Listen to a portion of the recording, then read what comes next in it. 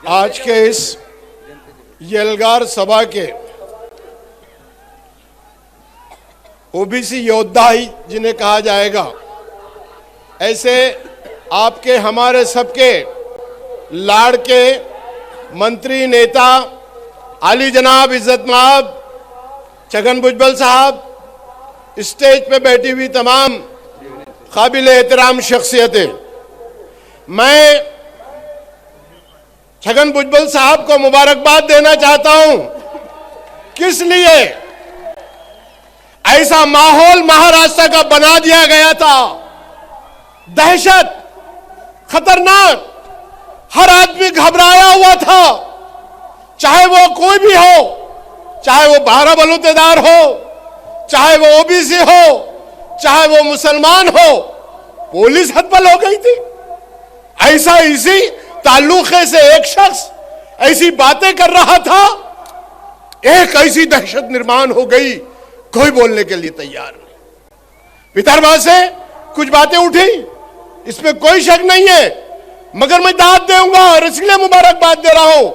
भुजबल साहब ऐसा नेता जिनके साथ ऐसी अन्याय हुई है, जो जेल में गए हैं सिर्फ ओबीसी वालों के लिए, जिनको ओबीसी की मुसीबतें झेलना पड़ा सिर्फ ओबीसी के लिए, ऐसे शख्स ने जब भीड़ का दौरा करके आया तो उनके आंखों से आंसू नहीं रुक रहे थे।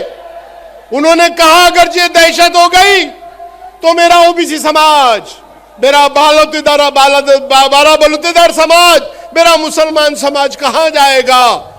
इस ऐसे मौके पे, इतने खतरनाक मौके पर, जबकि हमारी सरकार पूरा उस बदमाश को साथ दे रही थी, पुलिस भी परेशान थी, पुलिसों को मारा गया, उनको सस्पेंड कर दिया गया, उनका कोई कहवारी नहीं है।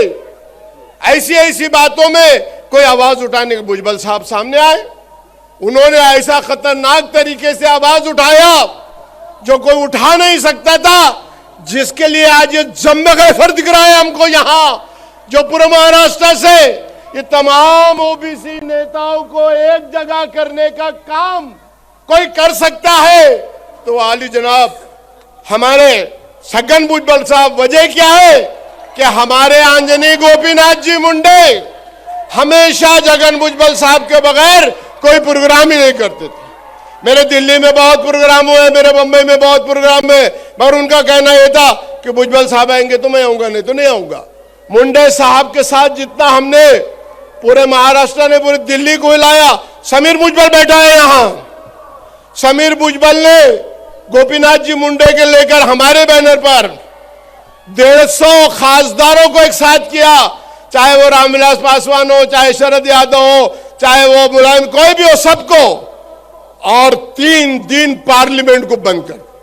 ये समीर भुजबल है यहां, गोपीनाथ मुंडे के नेतृत्व में जात न्याय जनगणना का मसला जमाने से पता था, किसने उठाया?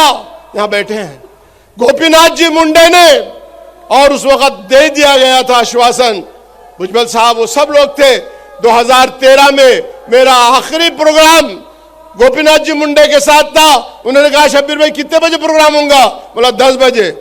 9:30 बजे उन्होंने शरद यादव को, हमारे भुजबल साहब वहां मौजूद थे, हमारे सारे लोग मौजूद थे। इतनी बड़ी काम करने वाला शख्स, जिसकी वजह से जिसको दर्द महसूस हुआ कि हम सब अस्वस्थ हैं, इनका रखवाली कौन है, वो भुजबल साहब के समझ में आने से 7 दिन बहुत ज्यादा दिन हुए, करोड़ों लाखों लोग पूरे महाराष्ट्र से चिलचिलाती धूप में, ऐसा ही उन्होंने इस महाराष्ट्र जालना जिला में भी समता परिषद का प्रोग्राम लिया था, जहां मंडल आयोग हुआ और उसकी सजा उनको मिली।